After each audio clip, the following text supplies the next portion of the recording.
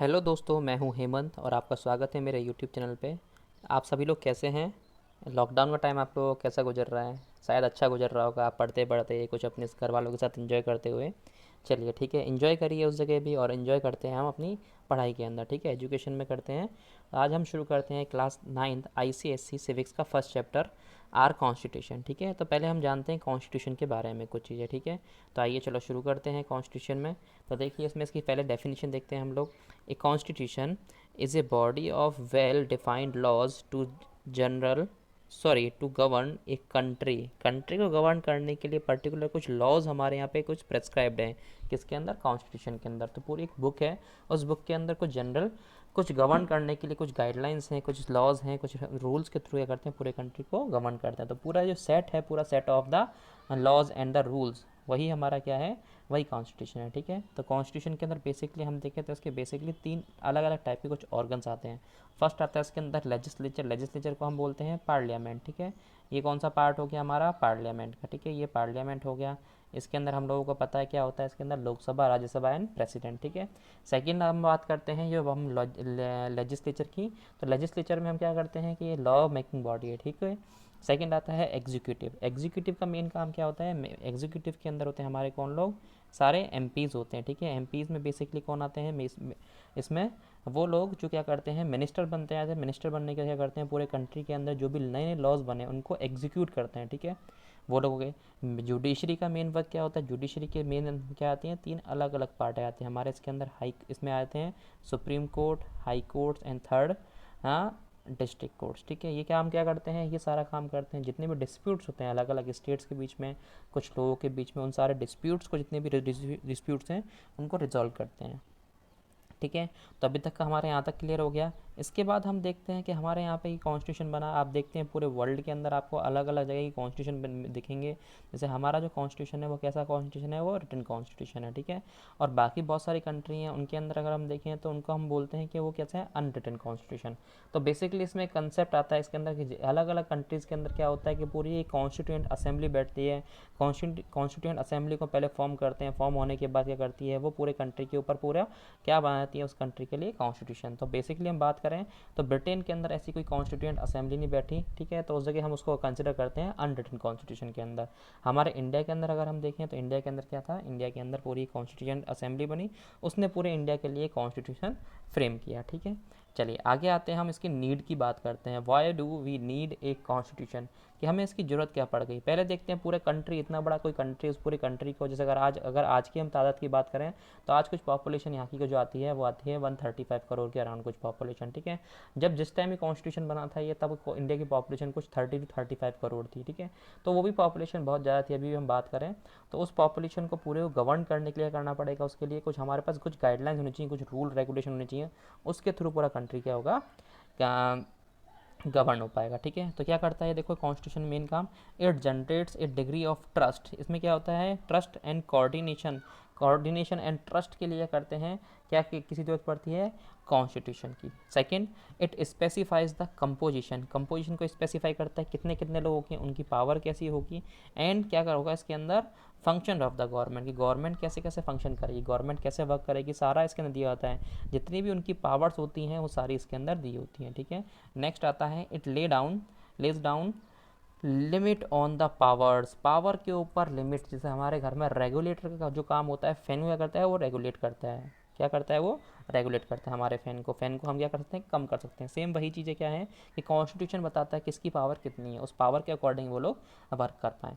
Next आ गया इसके अंदर देखो, it express aspirations of the people about society and government. उनकी जितनी भी एस्पायरेशन है कि लोगों की, वो क्या कर रहे हैं? अपनी सोसाइटी की और गवर्नमेंट की, उनको एक्सप्रेस करने का जो बेटर, जो एक बहुत अच्छा तरीका है वो क्या है? हमारा कॉन्स्टिट्यूशन है। ठीक है, और कॉन्स्टिट्यूशन ही बहुत सारी जगह हम लोगों को बहुत सारे राइट्स देता है, बहुत सारी पावर देता है। आम जनता को, आम सिटीजन जितने भी हैं उनको, कॉमन पीपल को वो पावर देता है। ठीक है, चलिए आगे आते हैं हम इसके अंदर कि कॉन्स्टिट्यूशन पूरा जो हमारा बना, उसको कॉन्स्टिट्यूशन को बनाने में कैसे कैसे क्या काम होगा उनको देखते हैं। देखो, making of the constitution of India. Indian constitution कैसे बना, चलिए हम पहले इसके अंदर थोड़ा सा कुछ चीज़ों को डिस्कस करते हैं। बेसिकली कुछ टर्म्स है मेरी तरफ से, उनको देख लेते हैं। Nationality and the citizenship. हम देखिए नेशनलिटी और सिटीजनशिप को इसके अंदर डिस्कस करते हैं। देखो what is nationality? The nationality of a person indicates place और कंट्री ऑफ बर्थ, कि आपने किस जगह जन्म लिया है वो उसकी नेशनलिटी है, वो उसका क्या है, जन्म स्थान जिस जगह है वो उसकी नेशनलिटी हो गई। ठीक है, ये हमारी नेशनलिटी को इंडिकेट करता है। सेकंड आता है सिटीजनशिप। सिटीजनशिप के अंदर हम देखते हैं सिटीजनशिप में क्या कंसिडर करना है, citizenship of a person show that the individual is registered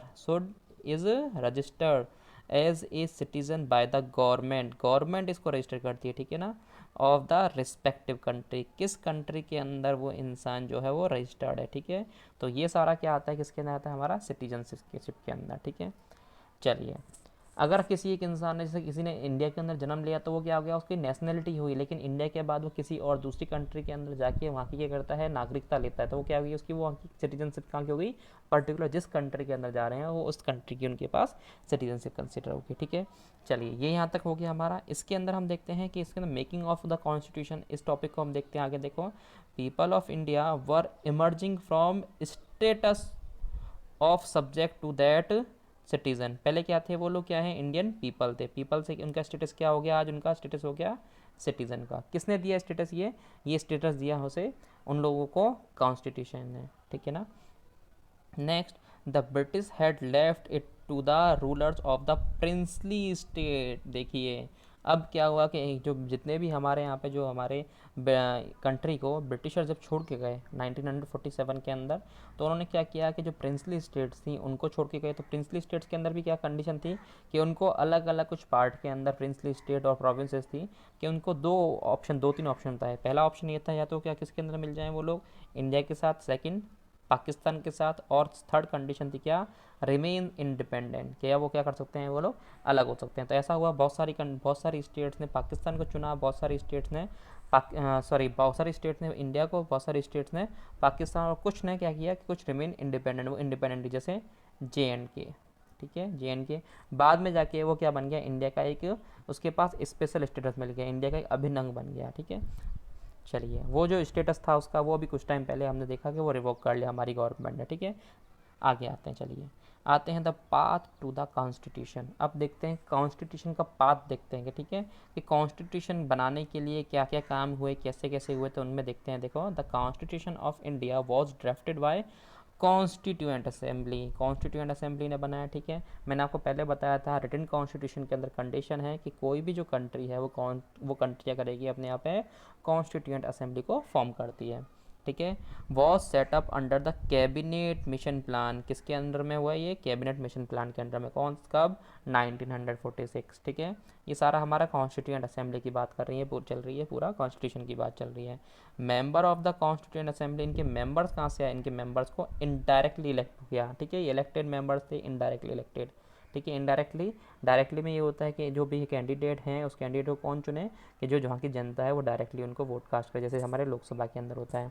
indirectly के अंदर जैसे हमारे प्रेसिडेंट के इलेक्शन होते हैं, जैसे हमारे राज्यसभा के इलेक्शन होते हैं। ठीक है, ये सारे इलेक्शन कैसे होते हैं, इनडायरेक्टली। तो ऐसे इनडायरेक्टली इलेक्शन हुए कहाँ से, प्रोविंशियल लेजिस्लेटिव असेंबली से। ठीक है, इन सारी असेंबली से क्या हुआ, इनके इलेक्शन हुए, और कौन सी, ऑफ अनडिवाइडेड इंडिया, तब तक इंडिया डिवाइड नहीं हुआ था। ठीक है, 3 जून 1947 के अंदर बिल लेके आए थे पहला, जिस टाइम हमें पता चला कि इंडिया को 2 अलग अलग पार्ट के अंदर, इंडिया एंड पाकिस्तान के अंदर डिवाइड किया जा रहा है। ठीक है, चलिए ये यहाँ तक हो गया, जितने भी हमारे जितने भी इसके मेंबर्स थे सारे कैसे थे, वो इलेक्टेड थे। ठीक है, नेक्स्ट आते हैं इसके अंदर, टोटल मेंबर्स वर 389। उस टाइम पे मेंबर्स कितने थे, 389। इंडिया और पाकिस्तान का पार्टीशन हुआ, पार्टीशन के बाद मेंबर थे इसके अंदर 299, और जब फाइनली इनके ऊपर जो सिग्नेचर करते हैं तो आते हैं 284। ठीक है, 284 इसके ऊपर सिग्नेचर करते हैं फाइनली, किसमें, कॉन्स्टिट्यूशन के ऊपर। ठीक है, अब आते हैं इनकी मीटिंग्स की बात करते हैं हम लोग। इसकी फर्स्ट मीटिंग कब होती है, फर्स्ट मीटिंग हुई 9 दिसंबर 1947। कहाँ पे हुई, central hall of the parliament के सेंट्रल हॉल में। ठीक है, ये हमारी पहली मीटिंग होती है। पहली मीटिंग के टाइम पे देखें, फर्स्ट मीटिंग के टाइम पे एक टेम्प्रेरी प्रेसिडेंट थे हमारे, वो हैं डॉक्टर सच्चिदानंद सिन्हा। इनका नाम आपको लर्न करना है क्योंकि ये नाम थोड़ा सा आता है, ठीक है, कभी कभी कुछ क्वेश्चन इससे बन जाते हैं, ठीक है।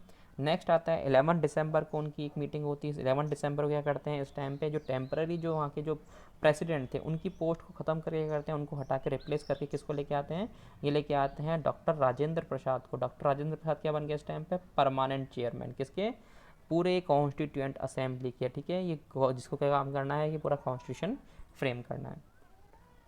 अब देखते हैं कि देखिए अब हम बात करते हैं कि हमारे कॉन्स्टिट्यूशन को करीब करीब बने हुए देश के अंदर 70 साल हो चुके हैं, ठीक है। 70 साल 71 साल होने के बावजूद आज तक हम उस कॉन्स्टिट्यूशन को कैसे फॉलो करते हैं, हमें कहीं ना कहीं ये चीज़ लगती है कि उसके अंदर सब लोग थे या नहीं थे।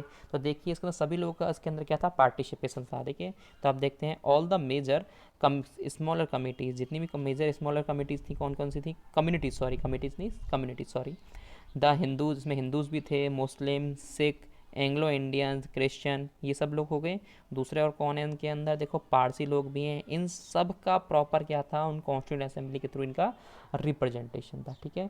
सभी लोग थे इसके अंदर इन्वॉल्व। तो अगर हम बात करें तो सभी लोगों का कहना है कि पार्टिसिपेशन, सभी की जितने भी व्यूज़ थे, जितने भी उनका ओपिनियन था, सारे ओपिनियंस को मोल्ड करके क्या बना, बाद में जाके हमारा कॉन्स्टिट्यूशन फॉर्म होता है, ठीक है।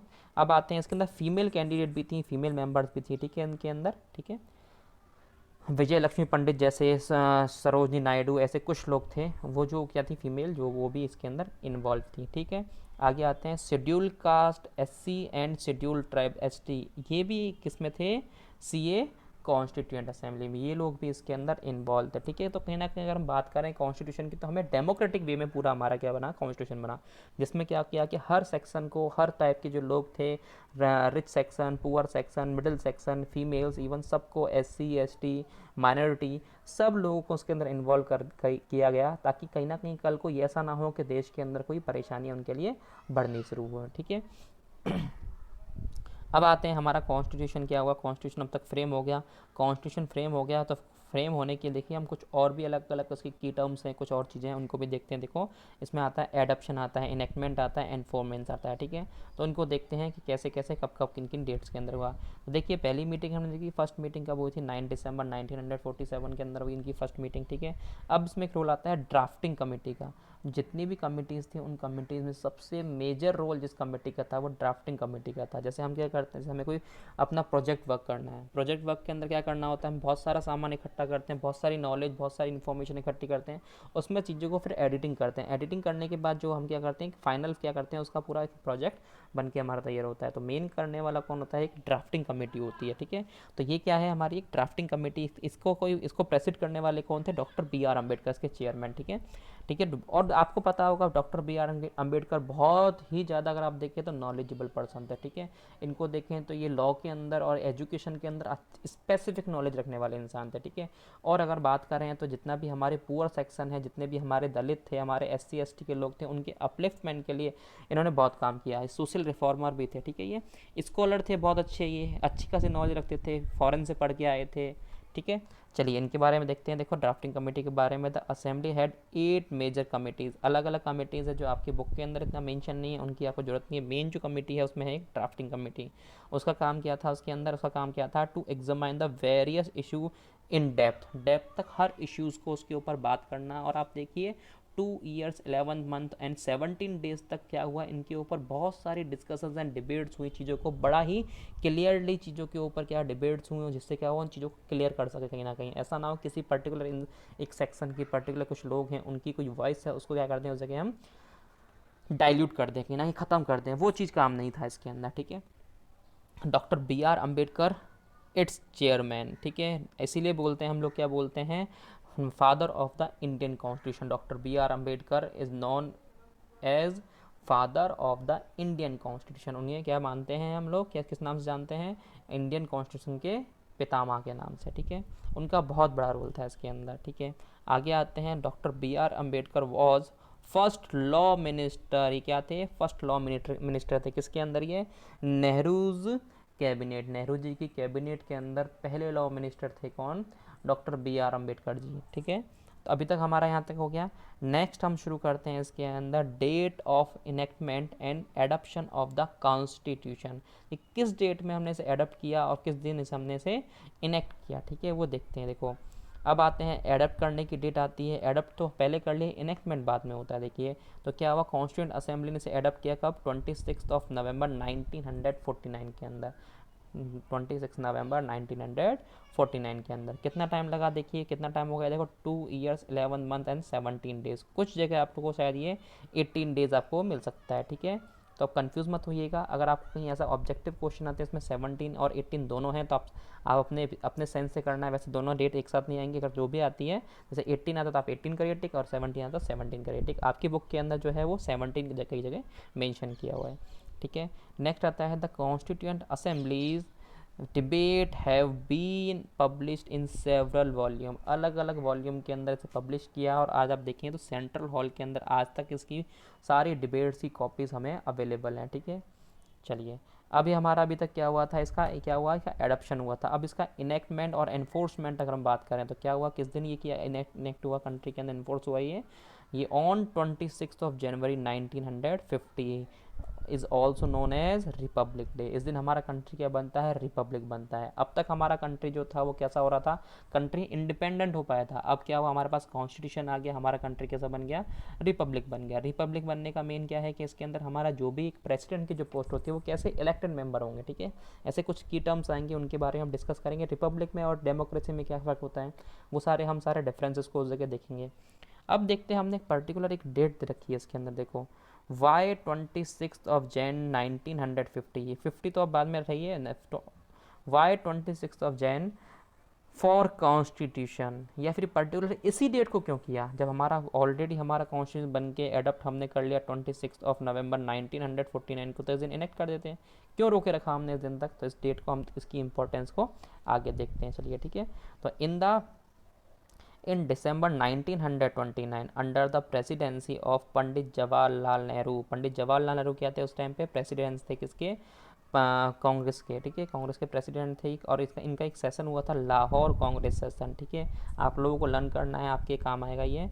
इस टाइम पे एक फॉर्मुलाइज हुई क्या, देखो डिमांड ऑफ पूर्ण स्वराज। पूर्ण स्वराज की डिमांड शुरू कर दी, क्या है ये, full independence for India was declare that 26 January 1930 would be celebrated as the independence day.